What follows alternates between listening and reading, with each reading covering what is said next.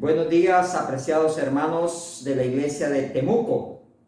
Hoy, desde aquí, Venezuela, les enviamos un saludo y un abrazo con mucho cariño, deseándoles un feliz sábado para todos nuestros hermanos, especialmente a todos los que se encuentran en la sala de Zoom. Hoy vamos a hablar de un tema muy importantísimo en la palabra de Dios en este servicio, que tiene que ver con la unidad de Dios en la pluralidad. Unidad de Dios, la unidad de Dios en la pluralidad. Muy bien, algunas palabras que se encuentran en la Biblia, como es la palabra deidad y la palabra divinidad, aparecen 3 veces en las Sagradas Escrituras. Tenemos aquí que la palabra de Dios nos habla, por ejemplo, en el libro de Hechos de los Apóstoles, capítulo 17, el versículo 29, Romanos capítulo 1, versículo 20 y Colosenses 2:9. Allí se utiliza la palabra deidad y la palabra divinidad. Desde tiempos muy antiguos, podemos decir desde el año 180 aproximadamente, se utilizó otra palabra para poder describir la creencia de Dios y cómo ese Dios se manifiesta en 3 personas divinas. Y esa palabra que fue acuñada, llamémoslo así, una palabra que fue creada, viene del latín, la palabra Trinidad. Esa es una palabra que viene del latín trinitas, que significa triple, 3 o trío. Bueno, podemos decir que el mundo religioso, en su totalidad, especialmente las religiones occidentales, se han dividido en 2 grupos, lo que se llaman hoy en día antitrinitario y los que se llaman trinitarios. Nosotros, es verdad que nosotros no usamos mucho la palabra Trinidad, específicamente porque la Biblia no menciona ese vocablo directamente, pero sí menciona lo que significa la palabra Trinidad.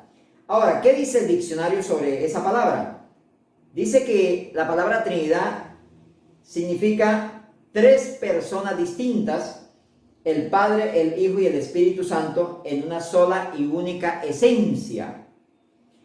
Pero la palabra Trinidad tiene, llamémosle así, derivados o sinónimos. Y podríamos decir que uno de esos derivados que se derivan de la palabra Trinidad son trino, la palabra trino y la palabra trío. Y la palabra trío llama la atención que la palabra trío en el diccionario dice que significa composición musical para 3 voces o instrumentos. Quiere decir grupos de 3. Ahora, en síntesis, ¿qué significa la palabra Trinidad? La unidad de 3 seres divinos, o lo que llamamos nosotros, o lo que la Biblia llama la deidad. Pero esa deidad está compuesta por el Padre, por el Hijo y por el Espíritu Santo. Ahora bien, ¿a partir de cuándo se utilizó por primera vez la palabra Trinidad?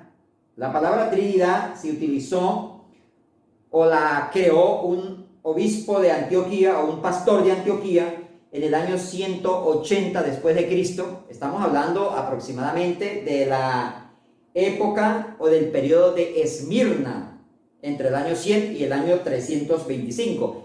Quiere decir, ya el año 180 entra dentro del periodo de Esmirna. Y este obispo de Antioquía, llamado Teófilo, o este pastor de la iglesia de Antioquía, utilizó la palabra entonces trinitas. Más adelante, en el año 215, otro gran cristiano, un gran líder de la iglesia de Dios, que por cierto es muy nombrado en el conflicto de los siglos, se llama Tertuliano. Tertuliano en el año 215 también nos habla de la palabra Trinidad y utilizó de una manera más amplia la palabra Trinidad para referirse a las 3 personas divinas. Pero ahora la pregunta es, ¿qué dice el espíritu de profecía sobre esta palabra o sobre Dios como Padre, Hijo y Espíritu Santo? Yo quiero comenzar con un texto bíblico. El tema de hoy está en el libro de Job, en el capítulo 11 y el verso 7. Veamos lo que dice Job 11:7. Dice la palabra del Señor: ¿descubrirás tú los secretos de Dios? ¿Llegarás tú a la perfección del Todopoderoso? Es más alta que los cielos. ¿Qué harás? Es más profunda que el Seol. ¿Cómo la conocerás? Su dimensión es más extensa que la tierra y más ancha que el mar. Quiere decir, la profundidad, hablar sobre Dios, hablar sobre la teología, no es algo somero, es un asunto bastante delicado, porque nos podemos ir a un extremo o nos podemos ir al otro extremo. Nuestra iglesia, como Sociedad Misionera Internacional, tiene bien definida nuestra creencia en cuanto a Dios como Padre, Dios como Hijo y Espíritu Santo. Lo que es el Padre, el Hijo y el Espíritu Santo. En nuestros principios de fe encontramos los conceptos que aclaran todas estas cosas muy bien en la palabra del Señor. Ahora, ¿qué dice el espíritu de profecía sobre la palabra Trinidad? Muchas personas dicen, bueno, no usamos la palabra Trinidad, pero creemos en tres personas divinas. Es lo mismo. Simplemente que si no la queremos utilizar porque tenemos algún problema de cultura, pues no la usemos. Pero realmente da lo mismo si la usamos o no, porque al fin y al cabo creemos en la doctrina de tres personas divinas, tres personas distintas, pero las tres unidas en una misma sustancia. Y miremos lo que dice aquí Elena White, la profeta de Dios, en el libro El Evangelismo, un libro inspirado, o una recopilación de inspiraciones del Señor. En la página 446, encontramos lo siguiente. Y miren cómo dice aquí la página 446. Hay tres personas vivientes en el trío celestial. Prácticamente ella está utilizando uno de los sinónimos de la palabra Trinidad, en el trío celestial. Y en el nombre de estos tres grandes poderes, el Padre, el Hijo y el Espíritu Santo, son bautizados los que reciben a Cristo mediante la fe. ¿A qué se está refiriendo ella en este texto, en este párrafo? Se está refiriendo a Mateo capítulo 28, donde habla del bautismo en el triple nombre. Ahora bien, entonces tenemos que Elena White, para el año 1905, dice que hay tres personas vivientes en el trío celestial. Muy bien, la llama el trío. Tenemos un trío, una composición de tres personas vivientes. Ahora veamos lo que dice ella también sobre el estudio de la teología, el estudio sobre Dios. Aquí encontramos que aunque la Biblia dice, ¿descubrirás tú los secretos de Dios? Imposible. La palabra del Señor sabemos que dice que las cosas reveladas son para nosotros, pero las que no son los secretos, las que no son reveladas son de Dios. No podemos invadir la privacidad de Dios en ese aspecto. Pero, ¿qué podemos estudiar en la teología? ¿Qué podemos comprender sobre Dios Padre, sobre el Hijo y sobre el Espíritu Santo? ¿En qué nos beneficia esa comprensión? Dice Testimonios, tomo 8, Testimonios para la Iglesia, tomo 8, la página 293, las siguientes palabras. La revelación de sí mismo que Dios ha dado en su palabra es para nuestro estudio. Tenemos que estudiar sobre Dios. Y Jesús lo dijo en San Juan capítulo 17 y versículo 1, dijo, y esta es la vida eterna, que te conozcan a ti, el único Dios verdadero, y a Jesucristo a quien has enviado. Entonces debemos de conocer sobre Dios. Pero ¿qué es lo que tenemos que estudiar? Dice, debemos procurar entenderla. Debemos procurar entender esa revelación que Dios dio de sí mismo. Pero no hemos de penetrar más allá de esto. Quiere decir, tenemos que estudiar hasta donde Dios ha revelado sobre su persona, sobre su carácter, sobre su vida, sobre Él. Pero no debemos de ir más allá de esto. El intelecto más favorecido podrá ejercitarse hasta que esté cansado de conjeturas concernientes a la naturaleza de Dios.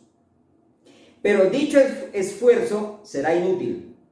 No nos corresponde solucionar este problema. La mente humana es incapaz de comprender a Dios. El hombre finito no debe intentar interpretarlo. No podemos interpretar a Dios. Nadie debiera darle gusto a la especulación con respecto a la naturaleza de Dios.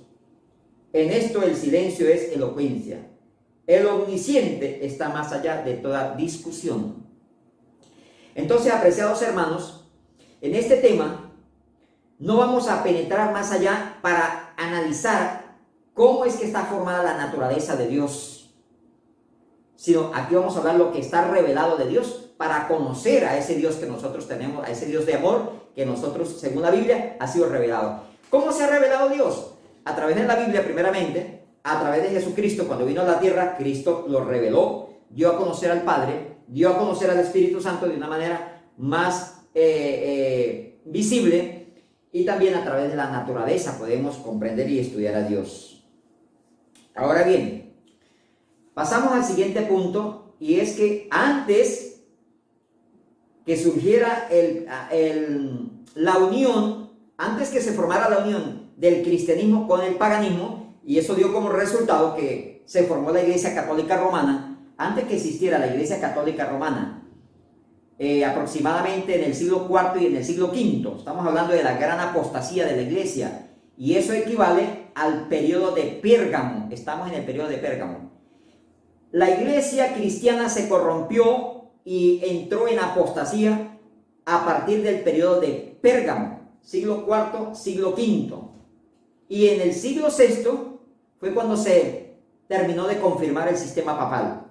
Así que la apostasía vino a partir del siglo IV. Pero fíjense algo muy interesante. Hace un momento estaba diciendo que la palabra Trinidad ya se utilizaba a partir del año 180, 183, entre el año 180 y 183, por el pastor de la iglesia Teófilo, el pastor Teófilo, el pastor de Antioquía, quien utilizó la palabra Trinitas. De ahí viene la palabra Trinidad. Y luego dije también que el pastor Tertuliano, el gran filósofo Tertuliano, que fue también ejecutado, que fue también un mártir, en el año 215 también utilizó ampliamente esta palabra Trinidad. Bien, hermanos, entonces, de acuerdo a esto, luego después de esta exposición de Teófilo, de Tertuliano, la iglesia o los líderes de la iglesia se reunieron en lo que se llamó el Concilio de Nicea en el año 325 después de Cristo, y allí hubo debates acerca de la cristología y acerca de la divinidad de Jesucristo, y se llegaron a grandes conclusiones. También a partir del año 325 entonces se formalizó oficialmente el credo apostólico. El credo apostólico, yo quiero leerles, ustedes pueden buscar toda esta referencia, pueden meterse a internet, buscar todas estas referencias por internet, en cualquier enciclopedia que contenga todo este material, para que ustedes mismos estudien y analicen de dónde provienen estas palabras.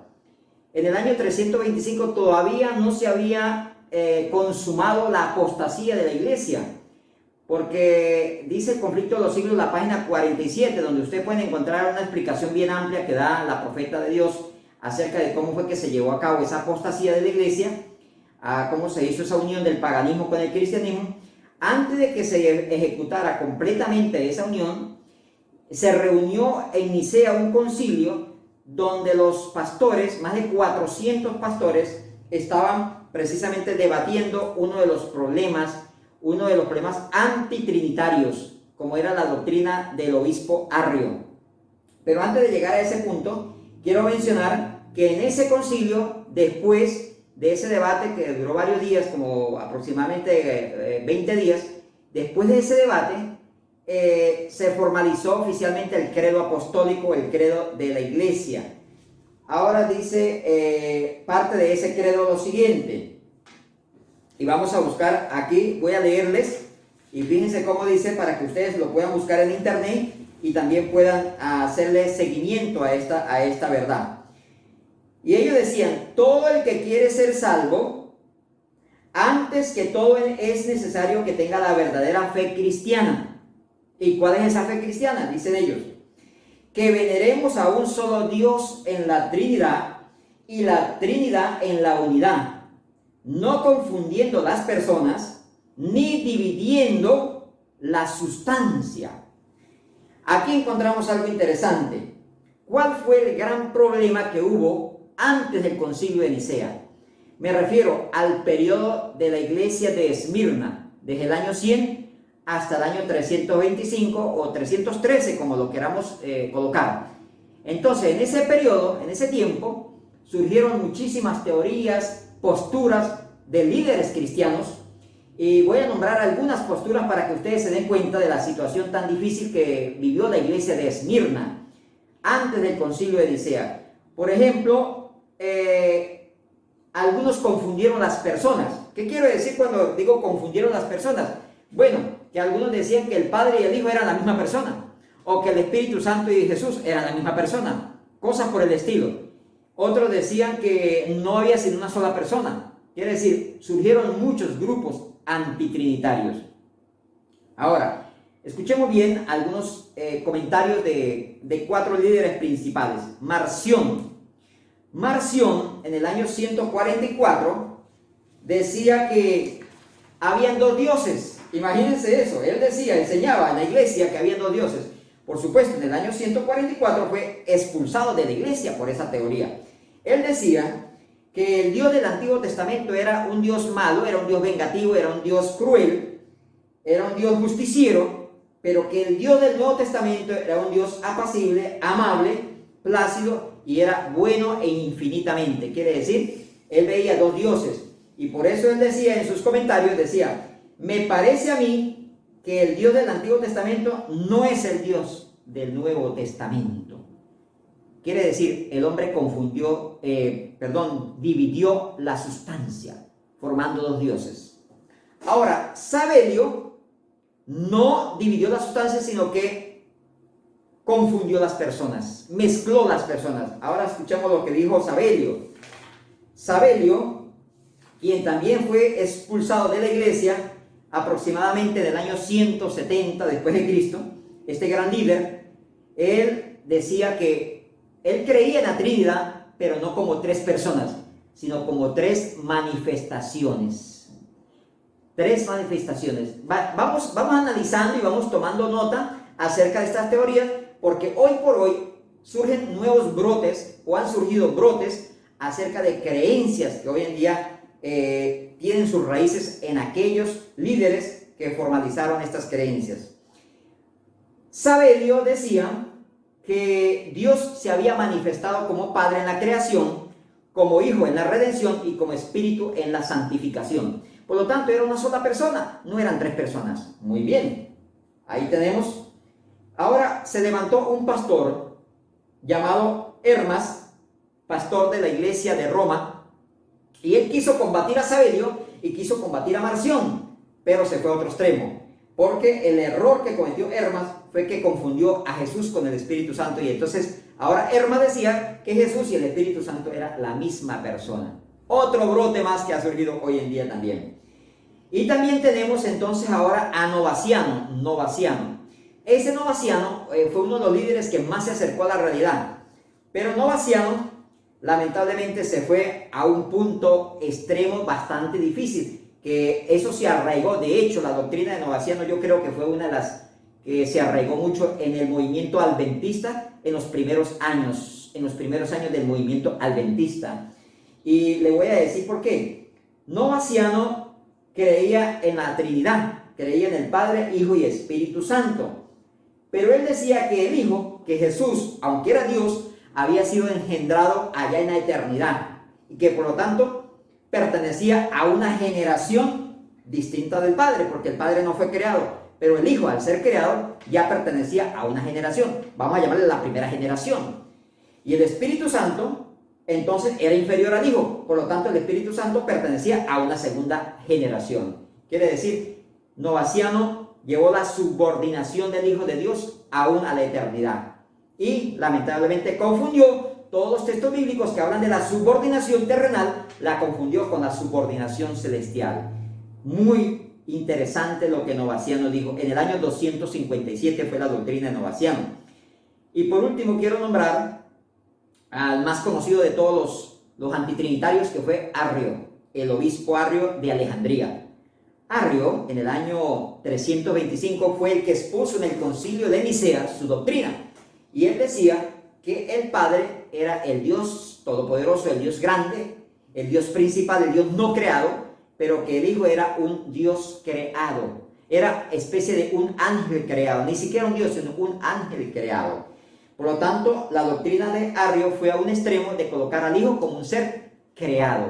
¿Qué hizo Arrio? Arrio lo que está es dividiendo la sustancia y está formando un Dios de otro Dios. Quiere decir, ¿cómo es que un Dios puede emanar lo que llamaban los gnósticos los eones o las emanaciones, y entonces puede producir dioses? Acordémonos que dentro de la teología de los gnósticos, que fueron los que más causaron problemas en los primeros siglos de la iglesia cristiana, ellos trataron de mezclar y de explicar la existencia de Dios con la filosofía de Platón y con la filosofía de Aristóteles, pero lamentablemente se fueron a muchos extremos, a equivocaciones. Por ejemplo, los gnósticos inventaron lo que se llamó la generación de los eones o las emanaciones de Dios. Quiere decir, un Dios que creó muchos dioses, muchos dioses. Entonces, de esta manera, Arrio decía que un Dios, el Dios que el Todopoderoso, en este caso llamado Jehová en ese momento, creó a otro Dios inferior. Pero ¿es posible esto? ¿Dice la Biblia algo sobre esto? Veamos lo que dice el profeta Isaías en el capítulo 43 y en el versículo 10. Vamos a leer todos Isaías 43, 10. Y veamos lo que dice la palabra de Dios en cuanto si el Dios eterno puede crear o él puede emanar a otros dioses. Vamos a leer aquí en el capítulo 43 y el verso 10. Tenemos toda la Biblia y podemos acompañarnos con la lectura. Dice el Señor: vosotros sois mis testigos, dice Jehová, y mi siervo que yo escogí, para que me conozcáis y creáis y entendáis que yo mismo soy, dice el Señor. Antes de mí, atrás de mí, no fue formado Dios. Quiere decir, si había un Dios antes de este Dios que está hablando aquí, obviamente entonces aquel Dios creó a este Dios.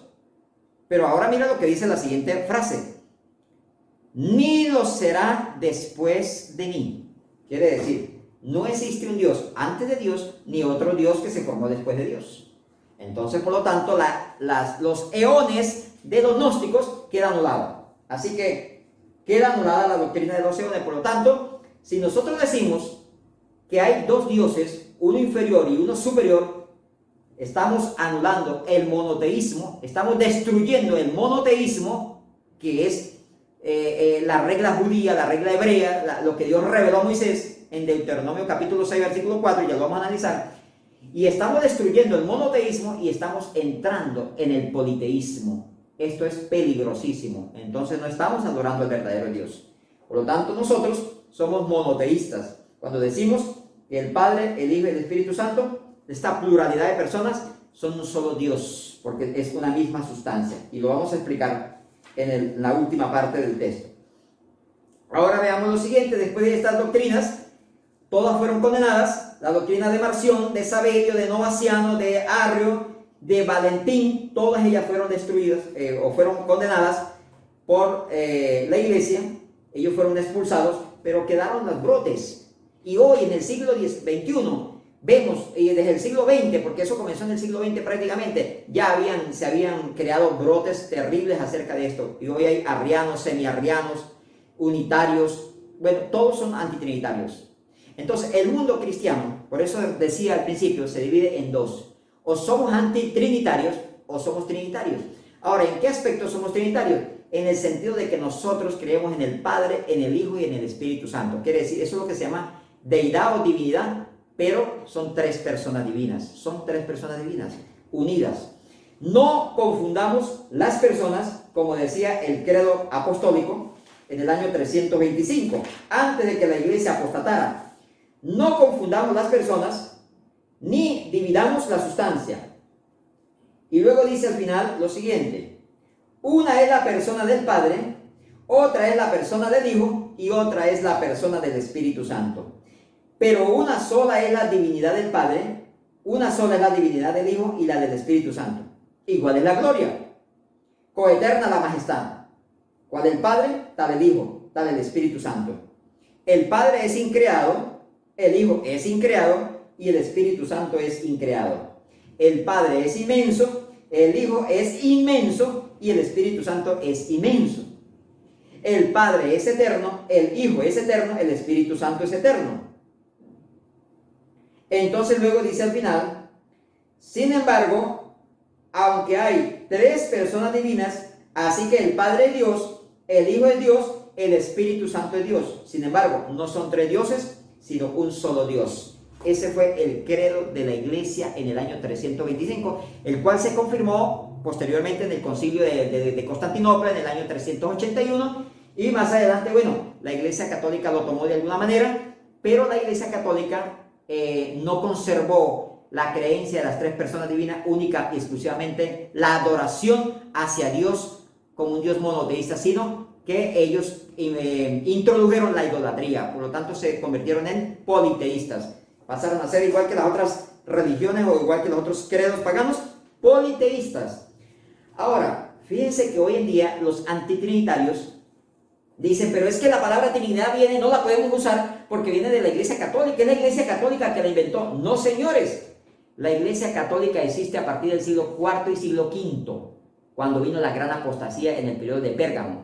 Y la palabra Trinidad se utilizaba desde el siglo II, por Teófilo, por Tertuliano, Novaciano y todos aquellos cristianos, con sus diferentes posturas, llamémoslo así, pero se utilizaba. Así que la palabra Trinidad no viene de ellos. Ahora la pregunta es, por contestar, ¿viene la palabra Trinidad del paganismo? Los antitrinitarios dicen: claro, la palabra Trinidad viene de la palabra pagana, es paganismo. Los egipcios eran trinitarios, Babilonia era trinitario, y bueno, ya nos sacan una lista de trinidades y trinidades de todas las naciones paganas. ¡Qué error tan fatal! Basta leer en la historia que en las culturas religiosas de los paganos, como fueron los egipcios, eran politeístas. Los egipcios fueron politeístas, los babilonios fueron politeístas, los persas, los romanos, los griegos, los hindúes, todos ellos han sido politeístas toda la vida. ¿Qué es lo que pasa? Que ellos clasifican Dios superiores, Dios inferiores, Dios intermedios y una cantidad de dioses, pero eso no quiere decir que sean trinitarios, eso quiere decir que ellos clasifican los dioses, pero son politeístas. Ahora, ¿qué significa la palabra deidad? La palabra deidad significa esencia o naturaleza propia de Dios. Y la palabra divinidad significa esencia o naturaleza propia de Dios. Quiere decir, un ser sobrenatural al que se le rinde culto. Por lo tanto, los paganos también llamaban deidades o divinidades a sus dioses. Así que esa es una palabra muy conocida y el Nuevo Testamento la usa solamente 3 veces, muy pocas veces. Ahora, veamos al siguiente punto. Sabemos entonces que el catolicismo no fue el que creó a partir de ese momento la palabra Trinidad. Fue el pastor Teófilo y sucesivamente fue utilizada por ellos. No dividiendo la sustancia. Veamos ahora cómo algunos han dividido la sustancia. Vamos a leer el libro de Juan, capítulo 10 y el verso 30, para que podamos comprender a qué me refiero yo en cuanto a no dividir la sustancia, o qué fue lo que quisieron decir aquellos cristianos con el credo en el año 325. Juan capítulo 10 y versículo 30. Jesús dijo delante de los judíos: yo y el Padre uno somos. Yo y el Padre, ¿qué dijo? Uno somos. ¿Qué hicieron los judíos cuando escucharon esas palabras? La relacionaron con Deuteronomio capítulo 4 y versículo 6. Vamos a leer Deuteronomio capítulo 4 versículo 6. Y no se vayan de Juan, porque tenemos que hacer un análisis de parentesco entre los dos textos. Deuteronomio capítulo 6, versículo 4 dice: Oye Israel, Jehová nuestro Dios, Jehová uno es. Por una parte, el Antiguo Testamento dice: Jehová nuestro Dios, Jehová uno es. Y Jesús dice en el Nuevo Testamento: yo y el Padre somos uno. Bien, apreciados hermanos, entonces, como estamos diciendo, comparando a Deuteronomio capítulo 6, versículo 4, con Juan capítulo 10 y versículo 30. Y volvemos a repetir para estar seguros. 6:4. Oye Israel, Jehová nuestro Dios, Jehová uno es. Los judíos, aquí donde dice Jehová nuestro Dios, dice Jehová. Moisés utilizó el plural de Dios y dijo: Oye Israel, Jehová, que es el tetragramatón. Por supuesto que en el original no aparece la palabra Jehová, sino el tetragramatón, la H, la Y, la H, la W, H, y aparece la palabra Dios en plural, la palabra Elohim, que es el plural de Dios. Jehová uno es. Quiere decir, los judíos, cuando nosotros leemos el Antiguo Testamento, así someramente, vemos que desde el principio de Génesis, ya los judíos, los hebreos, los profetas, comprendían que había en ese Dios que se manifestó a través de la historia, había un Dios plural, una pluralidad de personas. De hecho, el pronombre personal, nosotros, el plural del pronombre personal, nosotros, aparece 3 veces en el libro de Génesis, capítulo 1, en el capítulo 3 y en el capítulo 11. La primera vez está relacionado con la creación, la segunda vez con el pecado y la tercera vez con la justicia humana, la desobediencia del hombre. Así que encontramos que Dios 3 veces se pronuncia como nosotros. Después Isaías también lo pronuncia como nosotros. Pero aparte de eso, todas las profecías mesiánicas hablaban de un Cristo, de un Mesías, del Hijo de Dios que iba a venir a morir en la tierra. Todas las profecías hablaban de ese Mesías. Bueno, por lo tanto, los hebreos sabían que había no una persona dentro de esa divinidad, sino más de una persona. Pero no sabían explicar la pluralidad de personas. Fue con la llegada de Cristo a la tierra, cuando Dios se hace carne, cuando Cristo se humaniza, entonces cuando entendimos, llegamos a comprender más plenamente acerca de Dios Padre, acerca del Espíritu Santo y acerca de Jesús, el Hijo de Dios. Muy bien, aquí encontramos ahora entonces que Cristo definió con claridad las personalidades. Dios es una persona, el Padre, el Hijo es otra persona y el Espíritu Santo es la tercera persona. Y el libro de Juan 15, versículo 26 dice: pero cuando venga el Consolador, a quien yo os enviaré del Padre, está viendo la diferencia, separando las personas allí, el Espíritu de verdad, el cual procede del Padre. Él dará testimonio de ¿quién? De mí. Quiere decir, somos los 3, pero somos 3 personas. Ahora vamos a analizar lo siguiente. Dicen 2 notas, Testimonios para la Iglesia, tomo 8, página 293, que ya lo había mencionado hace un momento. La revelación de sí mismo que Dios ha dado en su palabra es para nuestro estudio. Debemos procurar entenderla. Y ahora veamos lo que dice el libro, aquí lo tengo, otra vez cito el libro de Evangelismo, la página 447. Necesitamos comprender que el Espíritu Santo, que es una persona así como Dios es persona. Yo no entiendo por qué hay gente que todavía niega la persona del Espíritu Santo. Debe ser una persona. El Espíritu Santo tiene una personalidad. De lo contrario, no podría dar testimonio a nuestros espíritus y con nuestros espíritus de que somos hijos de Dios. Debemos ser, el Espíritu Santo debe ser una persona divina.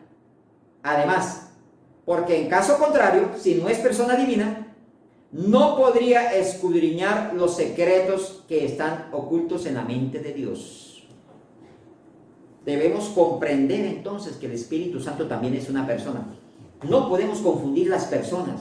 Cuando estudiamos la teología, no se puede confundir la persona. Y tampoco podemos dividir la sustancia. Ese fue el gran error de aquellos dirigentes, de aquellos líderes que vivieron en el periodo de Esmirna y que lamentablemente no confundieron y se perdieron miles de almas por culpa de ellos. Pero hoy está brotando esas creencias. Y los semiarrianos han confundido hoy, los semiarrianos actuales han confundido un poco lo que es la persona del Espíritu Santo con la persona de Jesús. Mucho cuidado con esto.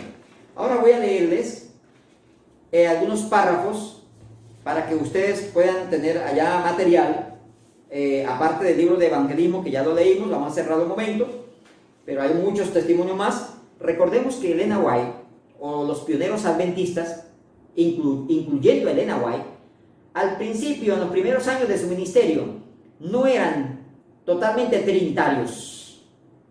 No eran trinitarios totalmente. Ellos tenían varias posturas, pero Elena White nunca atacó la doctrina de la Trinidad. Nunca. Es más, podemos buscar en todos sus escritos.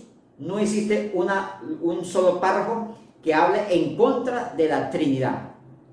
Pero fue a partir del año 1890, 1898 aproximadamente, cuando ella comenzó a recibir muchas revelaciones y una comprensión acerca de la divinidad de Cristo, la eternidad del Hijo de Dios, quiere decir Cristo como Dios, que no tiene principio ni tiene fin. Y fíjense lo que ella dijo, un párrafo que me llamó la atención poderosamente, acerca de Jesús como el Hijo de Dios eterno. Y ella dice que Cristo, en Mensajes Selectos, tomo 3, página 158, dice: Cristo no vino a nuestro mundo para prestar obediencia como un Dios menor a otro Dios mayor. No, porque no hay dos dioses, como decía Marción. No, Cristo no vino a la tierra para decir: ay, sí, es que este Dios menor va a obedecer a un Dios mayor. No, Cristo era Dios en el sentido pleno y total de la palabra.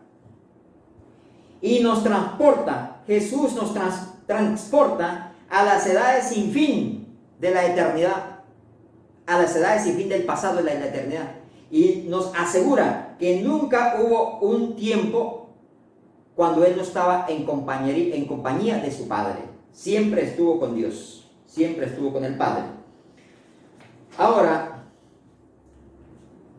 veamos algunos párrafos que el espíritu de profecía utiliza. Gracias a la revelación que Dios le dio a la profeta, hoy nosotros los adventistas del séptimo día, Movimiento de Reforma, podemos comprender más, un poco más a fondo que cualquier otra creencia, el asunto de la teología, la verdadera teología, acerca de la persona del Padre, la persona del Hijo y la persona del Espíritu Santo.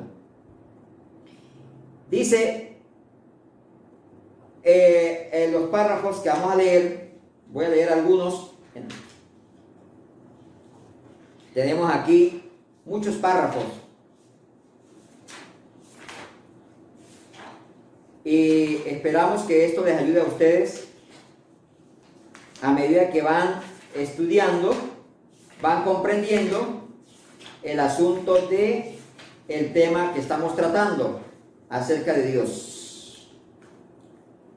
Dice así: la divinidad se llenó de compasión por la especie humana, y el Padre, el Hijo y el Espíritu Santo se dedicaron, los tres, a llevar a cabo el plan de salvación. Eso está en Consejos sobre Salud, página 219. Otro libro, Camino a Cristo, página 19 y página 20, dice: la vida, la muerte y la intercesión del Salvador, 1. El ministerio de los ángeles, 2. La imploración del Espíritu Santo, 3. El Padre que obra sobre todo y por todo, 4.